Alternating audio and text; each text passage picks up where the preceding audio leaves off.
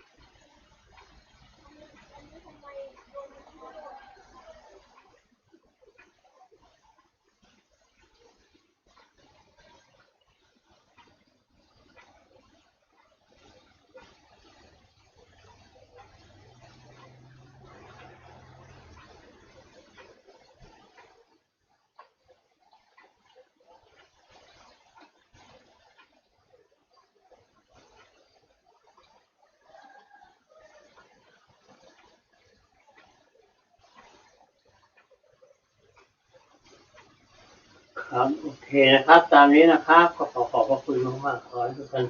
โชคดีเฮงๆนะครับสวัสดีครับ